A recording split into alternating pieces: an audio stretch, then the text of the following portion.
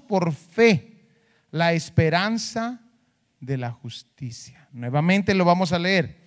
Mire por favor palabras claves en este verso. Amén. De Cristo os desligasteis, los que por la ley os justificáis, de la gracia habéis caído.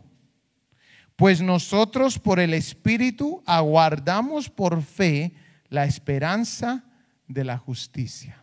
Amén. Vamos a orar. Padre, en el nombre poderoso de Jesús, Señor, ahora venimos delante de ti a pedirte, Señor, que esta palabra edifique nuestras vidas. Señor, háblanos, Jesucristo amado, y te pedimos, Padre, de que con todo esto que vamos a decir y hablar el día de hoy, podamos ser edificados en el nombre poderoso de Jesús, para mantenernos cerca de tu doctrina, para mantenernos en tu camino, en el nombre poderoso de Jesús. Gracias, Señor. Amén y amén. Gloria a Dios. Hermanitos,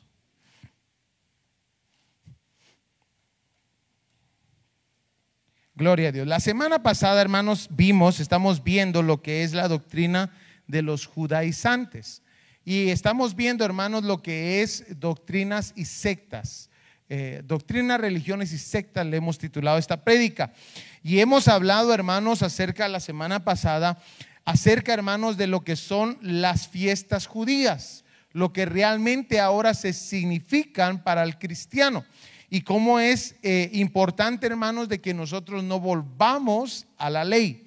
Hablamos de varias de las cosas estas la semana pasada. También hablamos, hermanos, de que la palabra de Dios, la doctrina que tenemos, debe de ser, hermanos, una doctrina pura, una doctrina sana. ¿Se recuerda?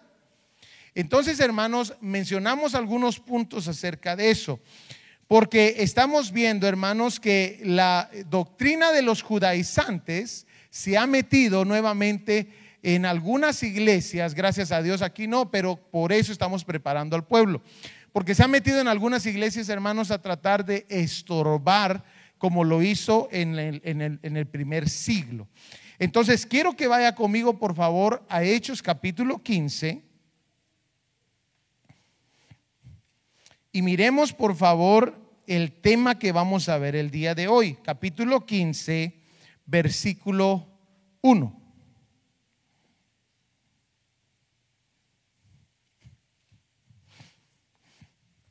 ¿Lo tenemos?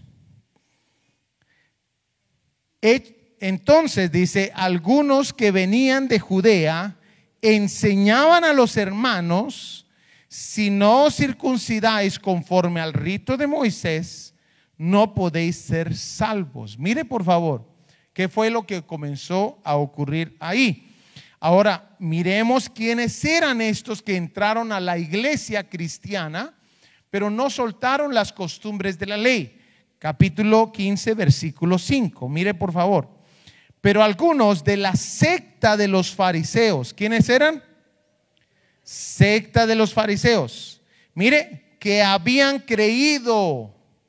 Hermanos, ellos entraron a la iglesia, se hicieron cristianos, pero después de haberse hecho cristianos, comenzaron a regresar a las cosas de la ley. Y ahora, gracias hermano.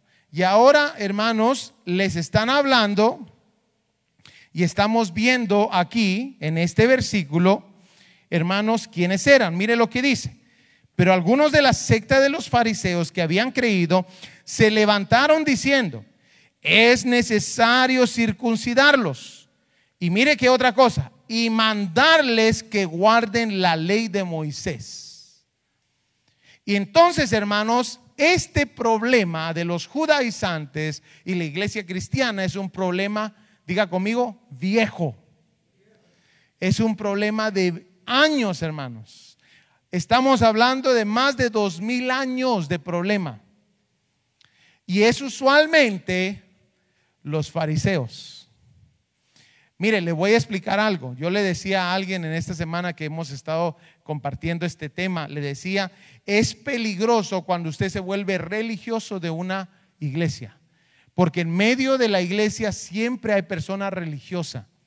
Y es peligroso que usted se convierta religioso hermanos, por la razón de que usted está listo para cualquiera de este tipo de doctrinas venga a arrasar con usted. Entonces, miremos algunas cosas que mencionamos la semana pasada. Esta es los judaizantes parte 2, amén.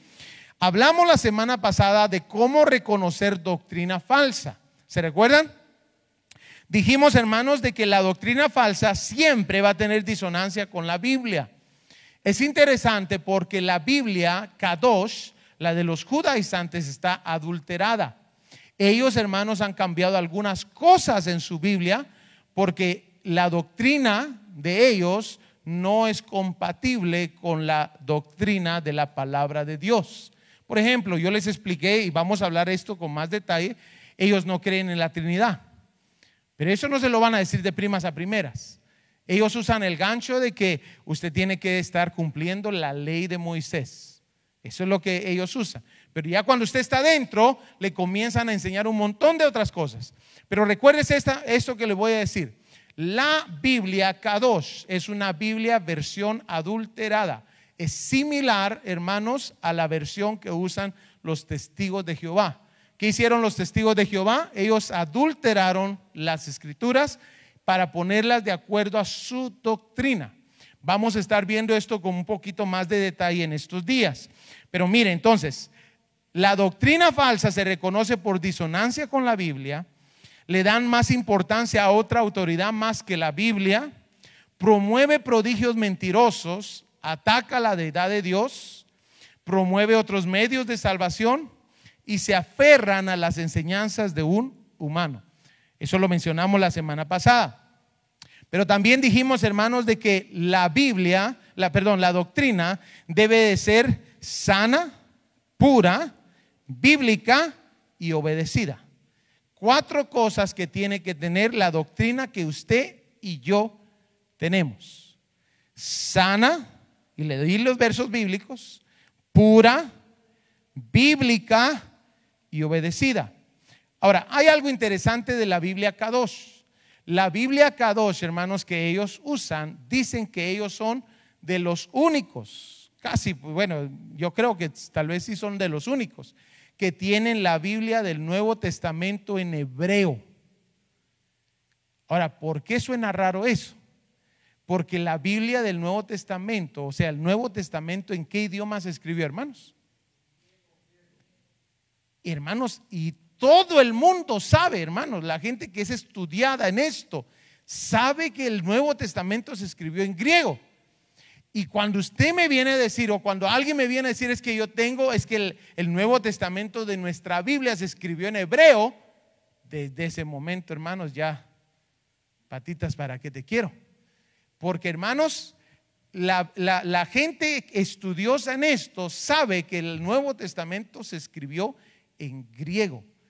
Usan unas cuantas palabras en latín que nosotros conocemos, usan algunas palabras en arameo, pero, hermanos, definitivamente no se escribió en hebreo. ¿Estamos? Entonces, sana, pura, bíblica y obedecida. La tercera cosa que vimos la semana pasada, si usted no vino, le animo que mire la prédica ahí en el YouTube, hermanos, es de que cada una de las fiestas que ahora la gente judaizante, gente que estuvo en el cristianismo, ahora comienza a guardar, y cada una de estas fiestas, hermanos, nos damos cuenta que tiene un significado, porque todas, escúcheme bien, todas estas fiestas eran una sombra de lo que iba a venir. Dijimos, hermanos, que la Pascua tipificaba o era una sombra de la muerte de Jesús. La fiesta de los panes sin levadura era una sombra de la sepultura de Jesús. La fiesta de las primicias era una sombra de la resurrección de Jesús y de los santos. Lo vimos con versos bíblicos, lo vimos en detalle, ¿se recuerda? La fiesta de las semanas era la misma fiesta que el Pentecostés. Pentecostés significa 50. Y 50 días exactos después de que hubo la Pascua, vino también el Pentecostés. Y se recuerda lo que les dije que pasó en el Antiguo Testamento de la fiesta de las semanas. ¿Alguien se recuerda? En el Antiguo Testamento, la fiesta de las semanas fue cuando Moisés bajó con las 2 tablas. ¿Se recuerda? ¿Del monte qué? Sinaí. ¿Y qué encontró al pueblo haciendo? Adorando un becerro. Y hermanos, ¿qué pasa? Tira las tablas Moisés y en ese momento usted sabe todo el alboroto que hubo y murieron ¿cuántas personas? 3,000 en el Antiguo Testamento.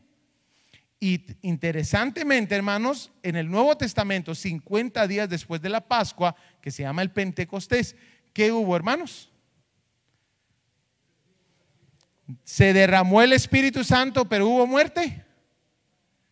Hubieron 3,000 personas salvas. Léalo en el libro de Hechos.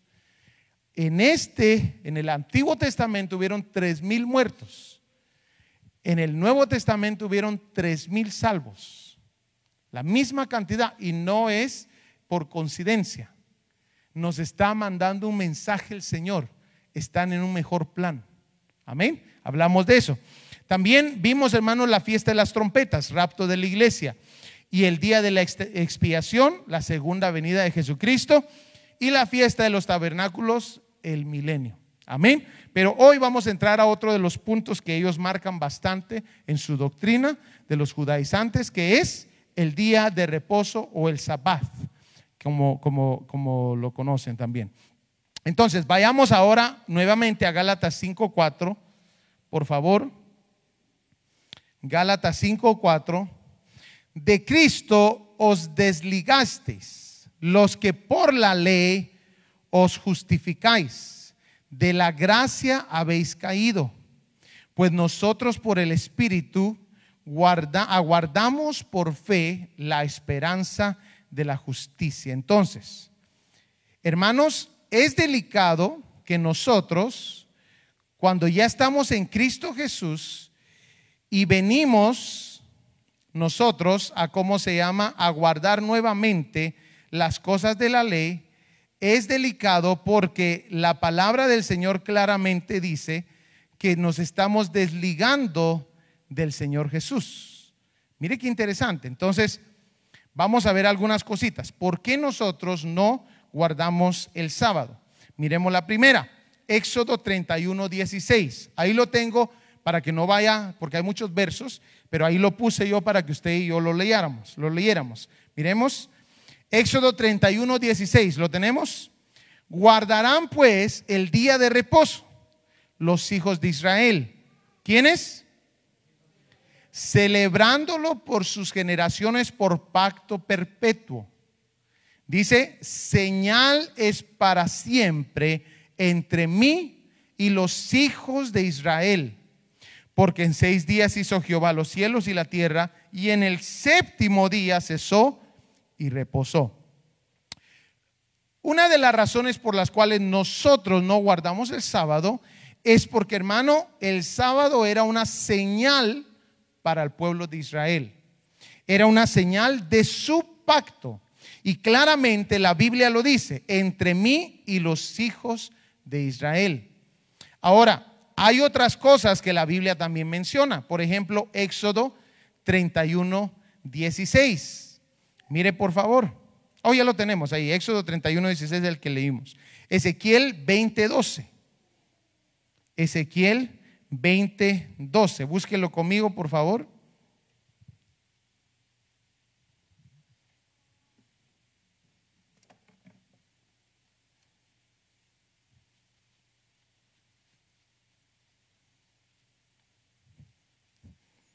¿Lo tenemos? Y les di también mis días de reposo para que fuesen por señal entre mí y ellos, para que supiesen que yo soy Jehová, que los santifico. Amén.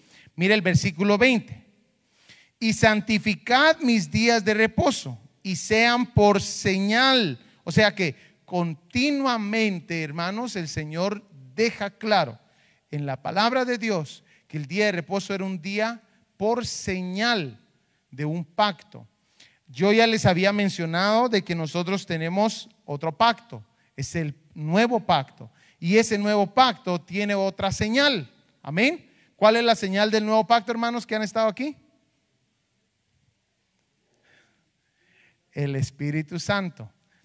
El Espíritu Santo, según Efesios capítulo 1, versículo 13, nos deja claramente que el Espíritu Santo es la señal de este nuevo pacto. Usted ya no necesita guardar el sábado. El sábado era sombra del descanso de Dios. ¿Y quién es el descanso de Dios, hermanos? Cristo Jesús, el Señor del sábado. Amén. Bueno, entonces esa es una de las razones. Mire otra. Razón número 2, la vimos ahí en Hechos. Se metieron unos fariseos que estaban, hermanos, que habían aceptado el camino de la verdad, pero ahora estaban, hermanos, trayendo un disturbio en medio de la congregación. Ahora regrese conmigo allá al libro de Hechos y miremos cómo solucionaron los apóstoles de la primera iglesia, hermanos, el problema.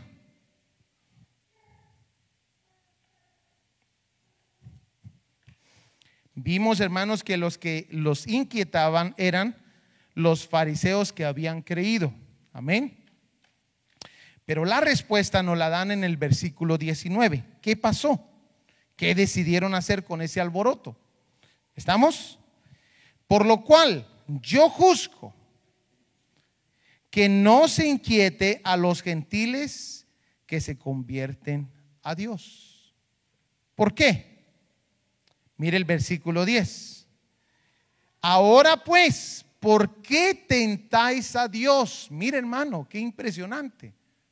Les están ordenando que vayan a guardar la ley como sus padres lo han hecho, como ellos lo han hecho, la ley de Moisés, y les están diciendo que se tienen que circuncidar. Y ahora, hermanos, el concilio de los apóstoles les dejan saber: ¿por qué tentáis a Dios? Mire, ¿y cómo lo estaban tentando? Poniendo sobre la cerviz de los discípulos un yugo que ni nuestros padres ni nosotros hemos podido llevar.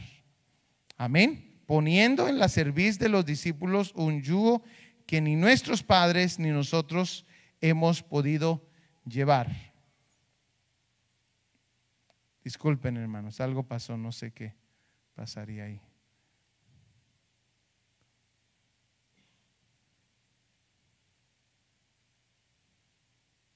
¿Se mira?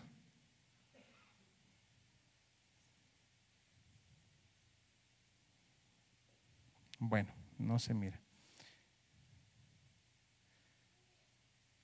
Ok, sigamos aquí entonces. Mire el versículo 11. Antes, creemos que por la gracia del Señor Jesús seremos salvos, de igual modo que ellos. Regresemos al versículo 20. Sino que se les escriba que se aparten de la contaminación de los ídolos, de fornicación, de ahogado y de sangre. Escúcheme bien, iglesia. Lo que pasó, hermanos, es de que todos aquellas leyes ceremoniales ya no están vigentes en nuestros días. Esas leyes ceremoniales, hermanos, eran una sombra de lo que iba a venir a ser Jesús. Las leyes ceremoniales. Las leyes morales sí siguen vigentes. ¿Alguien se recuerda algunas de las leyes morales? No matarás. Ajá, todas esas que se recuerdan, ajá, esas merito. Todas esas, hermanos, eran leyes morales.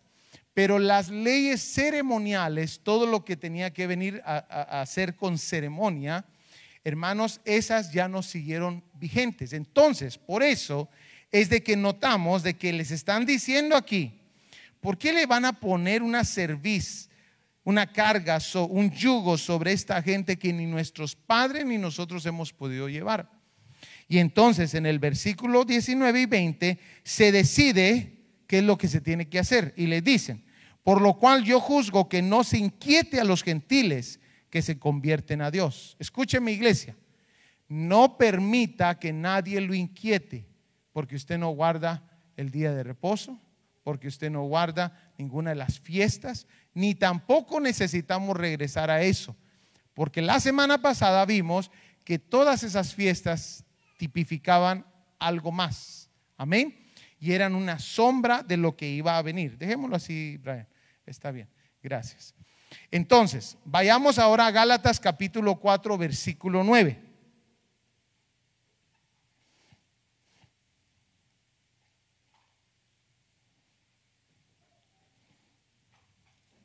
La tercera razón, que yo sé que ahorita ya no la puede ver usted ahí, pero yo se las voy a estar diciendo.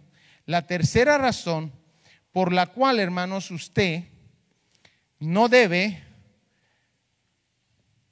de guardar el sábado, capítulo 4, versículo 9, ¿lo tenemos?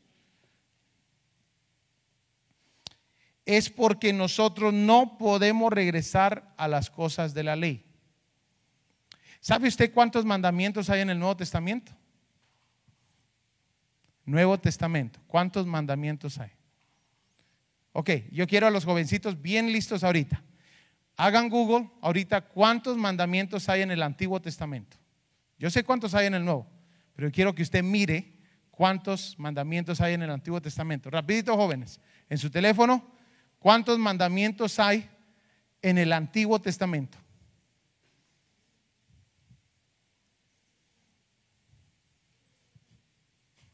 ¿600 and 613 mandamientos en el Antiguo Testamento. ¿Sí me escuchó? Amén. 613 mandamientos. ¿Sabe cuántos hay en el Nuevo Testamento? ¿Cuál cree usted de que es más mandamientos y leyes? Hermanos, en el Nuevo Testamento hay 800 mandamientos. En el Nuevo Testamento. Y usted quiere regresar a los 613, cuando en el Nuevo Testamento la realidad es de que se pusieron más difíciles los mandamientos. Antes usted tenía que apuñalar a alguien para matarlo. Ahora con sus palabras dice, usted puede matar a alguien. Mire qué interesante. Antes tenía que tener relaciones con alguien para llamarse adúltero. Ahora, hermanos, en el Nuevo Testamento, con solo mirar a la persona se convierte adúltero. ¿Aló? Entonces no quiero que usted piense que nosotros en el Nuevo Testamento estamos, hay que hacer lo que querramos. No, no, no. Hay 800 mandamientos en el Nuevo Testamento, hermanos. ¿Aló? ¿Estamos? Ahora mire por favor. Pero lo que estamos viendo es que los mandamientos del Antiguo Testamento servían como ayo, dice la palabra. ¿Verdad que así dice?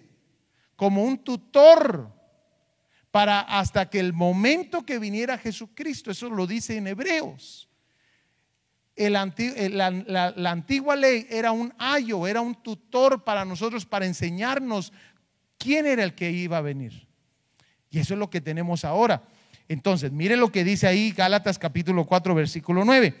Mas ahora, conociendo a Dios, o más bien siendo conocidos por Dios, ¿cómo es que os volvéis de nuevo a los débiles? Diga conmigo, débiles y pobres rudimentos, a los cuales os queréis volver a esclavizar? Y mire lo que dice el verso 10. Guardáis los días, los meses, los tiempos y los años. Me temo de vosotros que haya trabajado en vano con vosotros. Esas son las razones por las cuales usted y yo no podemos regresar a las prácticas de la ley. Hay suficientes. Si usted quiere ordenanzas, si usted quiere, hermanos, mandamientos, hay mandamientos suficientes, 800 de ellos en el Nuevo Testamento. Pero todos esos mandamientos, hermanos, ceremoniales que se hacían antes, era solamente, hermanos, para mostrarnos a Jesucristo, lo que Él iba a venir a hacer. ¿Estamos claros? Ahora, mire otros versos que a mí me llamaron la atención. Efesios 2:15. Vaya conmigo a Efesios, por favor. 2:15.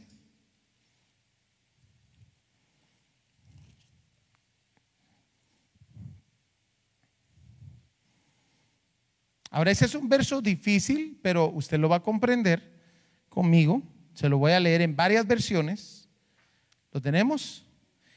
Aboliendo en su carne las enemistades, la ley de los mandamientos expresados en ordenanzas, para crear en sí mismo de los dos un solo y nuevo hombre, haciendo la paz, y mediante la cruz reconciliar con Dios a ambos en un solo cuerpo, matando en ella las enemistades. Mire, entonces, ¿qué significa eso? Lo voy a leer en esta otra versión. Pues anuló la ley con sus mandamientos y requisitos. Esto lo hizo para crear en sí mismo de los dos pueblos una nueva humanidad al hacer la paz. Mire esa versión. ¿Qué hizo el Señor? Anuló la ley con sus mandamientos y requisitos. Eso es lo que dice esta otra versión. Se lo voy a leer en otra. La versión de las Américas. Mire lo que dice. Aboliendo en su carne la enemistad, la ley de los mandamientos expresados en ordenanzas, para crear en sí mismo de los dos un nuevo hombre, estableciendo así la paz. Interesante, ¿verdad? Entonces, claramente nos está dejando saber que Cristo vino a abolir la ley. Y aquí en otra versión dice, vino a anular la ley con sus mandamientos y requisitos, para hacer de los dos pueblos uno solo. Amén. Por eso es que muchos de los mandamientos del Nuevo Testamento son similares a los del Antiguo Testamento, pero un poquito más difíciles. Y hermanos, en el Antiguo Testamento habían 2 tablas, ¿verdad? De la ley, ¿se recuerda? Y ahora, ¿dónde están las tablas, hermanos? ¿Dónde, hermano? Dice la Biblia que las ha puesto el Señor en nuestro corazón. El Espíritu Santo le deja saber usted, estás haciendo mal. Mire qué hermoso, hermano. El Espíritu, allá ellos tenían que aprenderse la ley, pero aquí, hermanos, usted tiene el Espíritu Santo. ¿Cuántos hemos hecho cosas que usted tal vez ni sabía que estaban mal? Y el Espíritu Santo le hizo sentir, le hablaste muy fuerte a tu esposa. ¿Aló? Y usted dirá, pero si ni el nombre de mi esposa aparece en la Biblia. Pero ahí tienes al Espíritu Santo que te está dejando saber. Y entonces, hermano, ¿cuál es mejor plan? ¿Donde le pusieron las tablas adentro o donde estaban afuera? Adentro, hermanos. El Espíritu Santo ahí hablándote. ¿Cuántos han escuchado al Espíritu Santo? ¿Cuántos han sentido cuando el Espíritu Santo se entristece adentro de usted? Se contrista. ¿Se da cuenta que estamos en un mejor plan? El Espíritu Santo es el que nos deja saber, el que nos va guiando. ¿Estás caminando bien? ¿Estás caminando mal? ¿Qué estás haciendo? El Espíritu Santo. Mire por favor Hebreos capítulo 10 versículo 1. El verso que estoy mencionando bastante. Aquí está, Hebreos 10:1.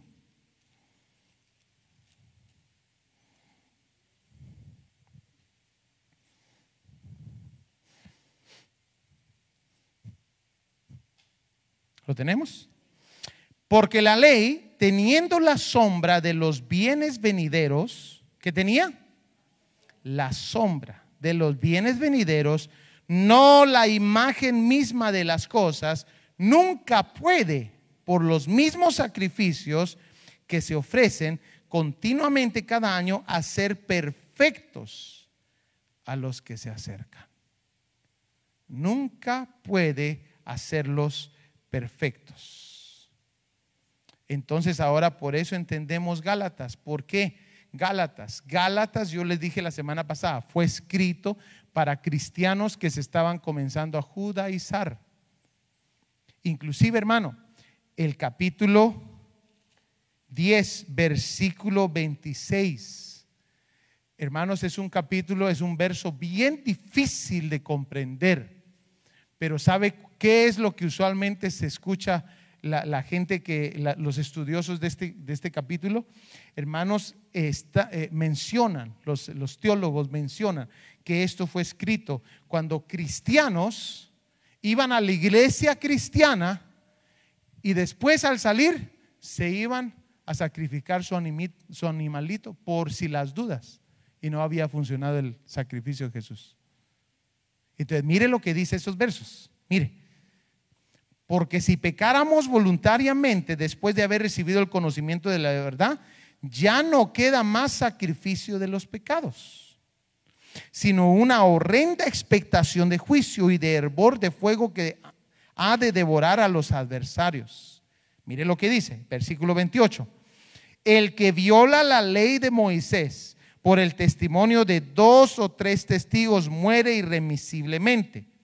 ¿Cuánto mayor castigo pensáis que merecerá el que pisoteare al Hijo de Dios y tuviere por inmunda la sangre del pacto en la cual fue santificado e hiriere afrenta al Espíritu de gracia?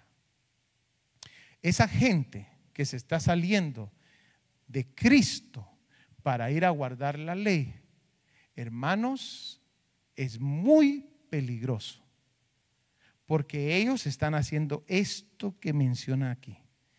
¿Cuánto mayor castigo pensáis que merecerá el que pisoteare al Hijo de Dios y tuviere por inmunda, o sea, no suficiente, la sangre del pacto en la cual fue santificado e hiciere afrenta al Espíritu de gracia?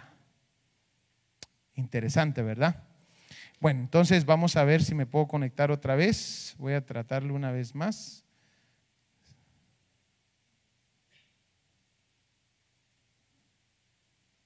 No se puede. Bueno, seguimos entonces.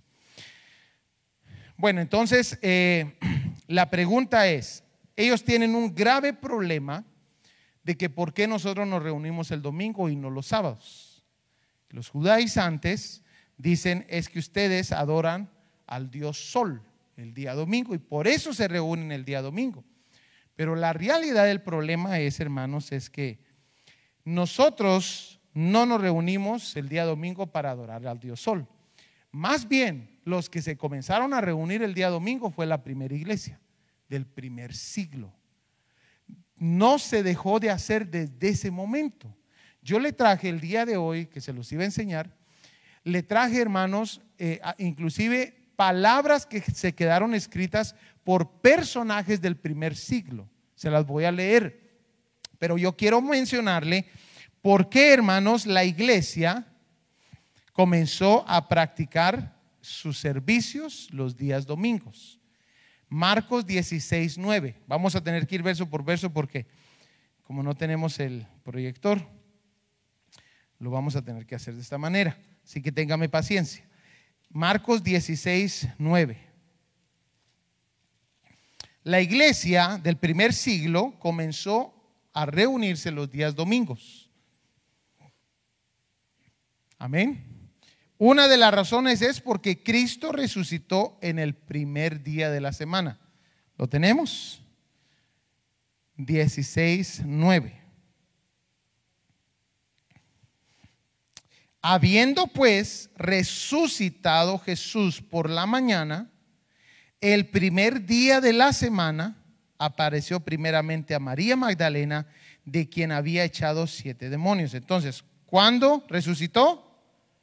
El primer día de la semana, día domingo. Aparte de eso, hermanos, Cristo se manifestó en un día domingo. Lucas 24:3. Vaya conmigo. Hay varios versos de esto. Está Lucas 24:3, no lo vamos a leer todos. Juan 20:13 al 19. Están esos versos. Pero miremos este de Lucas 24:13.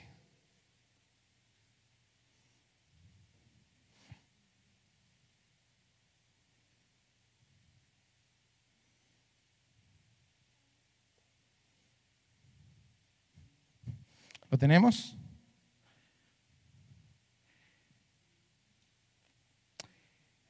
Mire desde el versículo 1. El primer día de la semana, muy de mañana, vinieron al sepulcro trayendo las especias aromáticas que habían preparado y algunas otras mujeres con ellas. Versículo 13.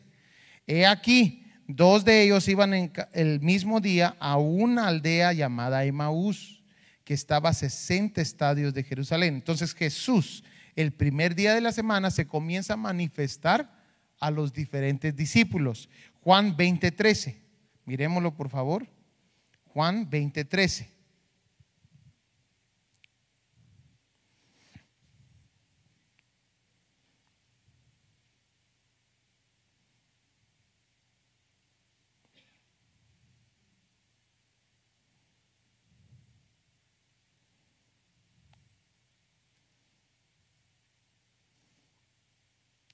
Déjeme ver, no tengo ahí donde.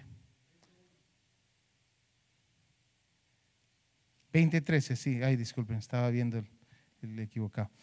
Amén. 21. El primer día de la semana, María Magdalena fue de mañana, siendo aún oscuro, al sepulcro y vio quitada la piedra del sepulcro. Entonces, todos estos versos nos están dejando saber que fue el primer día de la semana. Amén.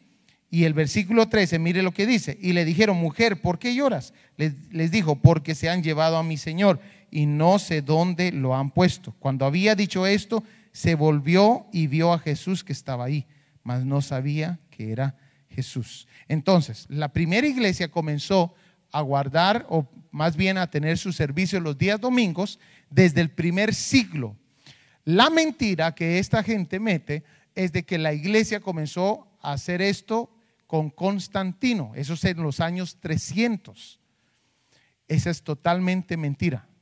Hay récords en la iglesia, en los primeros personas importantes de la iglesia del primer siglo, que ya se estaban reuniendo los días domingos. Inclusive en la Biblia hay récords que ya se reunían el día domingo.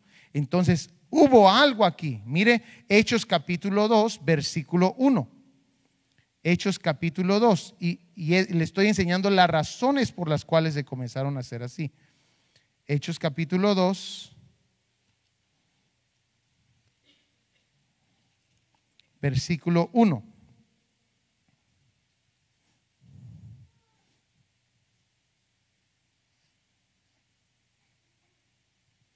Cuando llegó el día de Pentecostés, estaban todos unánimes juntos. Amén. El día de Pentecostés cayó en día domingo. Si usted hace la cuenta de la Pascua a 50 días, le va a caer exactamente día domingo. Entonces, el día de Pentecostés fue cuando fueron llenos del Espíritu Santo y ese fue un día domingo. La primera iglesia comenzó a reunirse los días domingos a partir del pan. Hechos 27. Vaya conmigo, por favor, Hechos 27.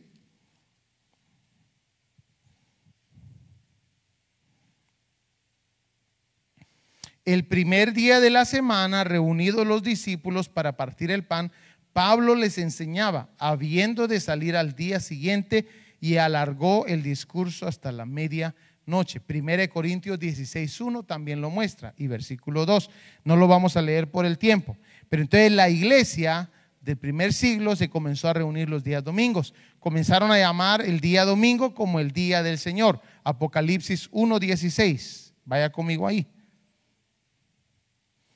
Apocalipsis 1:16.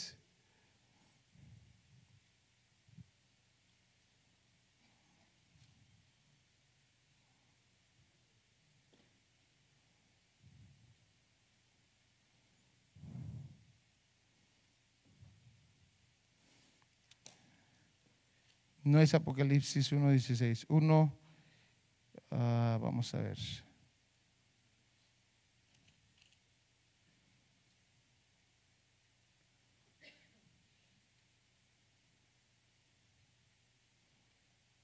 ¿Es 2:16? 1:10. Sí, ahí está. Perdón, me equivoqué ahí, 1:16. 1:10 es, perdón. Yo estaba en el Espíritu, ¿en dónde? en el día del Señor. ¿Por qué le comenzaron a llamar día del Señor? Porque fue el día que Jesús resucitó. Entonces, la primera iglesia comenzó a tomarle mucha importancia al día domingo y comenzaron los servicios en el día domingo. Le tenía aquí esta información, pero no se va a poder ver.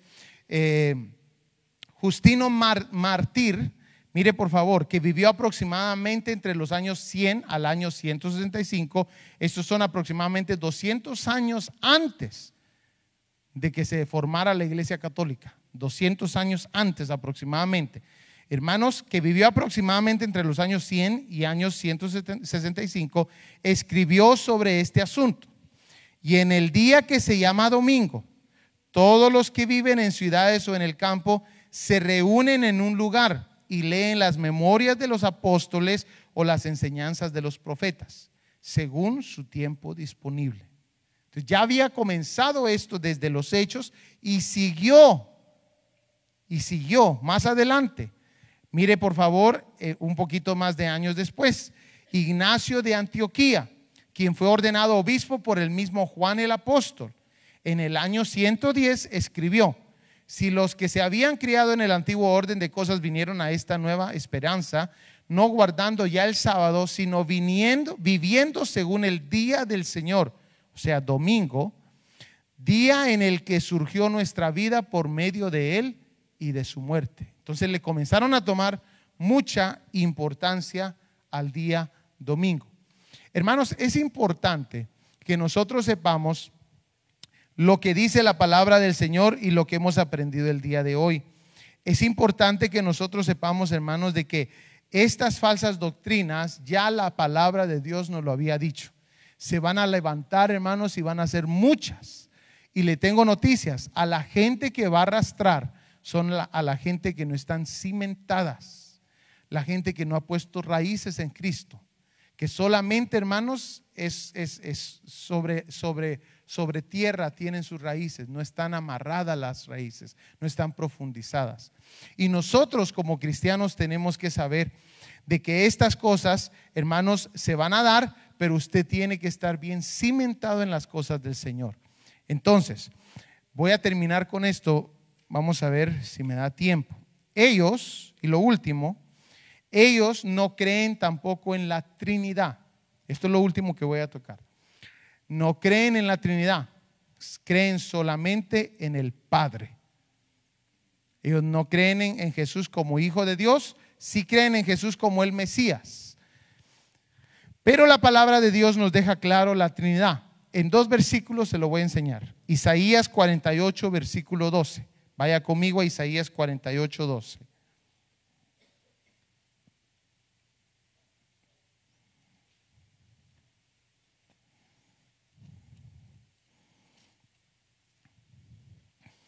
Ahora escúcheme bien. Este versículo fue de los que el Señor a mí me enseñó. El año ese que le dije que me enseñó la Trinidad, este fue uno de los versos. Este es un verso impresionante que nos deja saber la Trinidad. Yo le animo, tal vez Juan Pablo o los hermanos estudiosos, búsquenlo en el Tanaj, como dice en el Tanaj. Amén, que es la Biblia judía. Capítulo 48, versículo 12. ¿Lo tenemos? Mire, vamos a ver esta otra doctrina que ellos no creen. Óyeme, Jacob, y tú, Israel, a quien llamé. Yo mismo, yo el primero, yo también el postrero. Ok, ¿quién está hablando, hermanos? Mire pues, ellos agarran algunos versos y dicen, cuando miran que es el Mesías que va a sufrir, que esto y el otro, dicen, es Israel. Los judíos dicen esto, es Israel al que se refieren. Pero aquí no hay duda, hermanos. Aquí está diciendo, el que está hablando dice que es el primero y es el último, ¿verdad que sí? Y es el postrero. Mire el versículo 13. Sigue hablando esta misma persona y dice, mi mano fundó también la tierra y mi mano derecha midió los cielos con el palmo. Al llamarlos yo, comparecieron juntamente. ¿Quién? El que fue el primero y el último, y el que su mano fundó la tierra. Amén. Ahora mire por favor el versículo 16. Sigue hablando este personaje. Acercaos a mí, oíd esto. Desde el principio no hablé en secreto. Desde que eso se hizo, allí estaba yo. Y mire lo que dice ahora. Y ahora me envió Jehová el Señor y su Espíritu. Ahí está la Trinidad. Está hablando a alguien que fundó la tierra, que es el primero y el último, y ahora está diciendo, hermanos, que lo ha enviado Jehová el Señor y su Espíritu los ha enviado. Interesante, ¿no? Ahí está la Trinidad en el Antiguo Testamento y hay muchos versos más así. Salmos capítulo 2 es otro de los versos. Hermanos, hay muchos versos ahí que en el Antiguo Testamento que muestran. Mateo 3:16, y ese es el último verso. Mateo 3:16.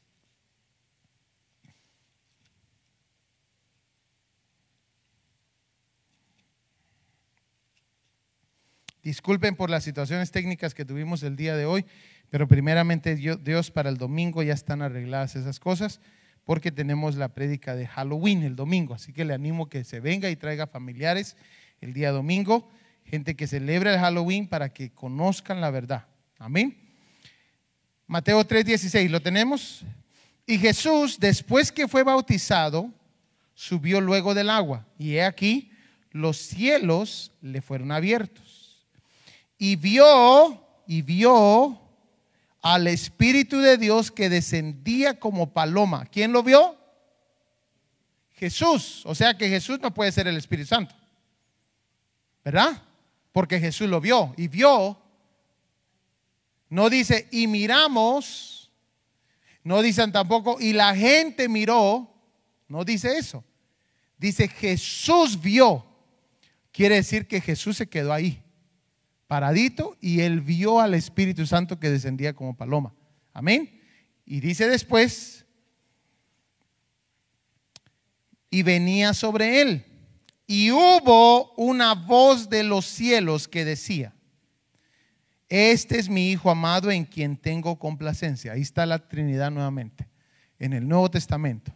La voz era la voz del Padre, la paloma, figura del Espíritu Santo, y Jesús siendo bautizado. La Trinidad en el Nuevo Testamento. Amén. Sería interesante que se miraran esos versos ahí en la Biblia de ellos, a ver cómo explican ellos eso, porque ellos no creen en la Trinidad. Pero entonces, hermanos, vamos a seguir la próxima semana, primeramente Dios, vamos a ver qué más puedo exprimir de esta doctrina falsa que se ha levantado y está arrasando con mucha gente, hermanos, que no me sorprendería, hermanos, que fuera una doctrina falsa, clave para la apostasía que se va a levantar en el cristianismo. Así que usted aférrese a las enseñanzas de la palabra.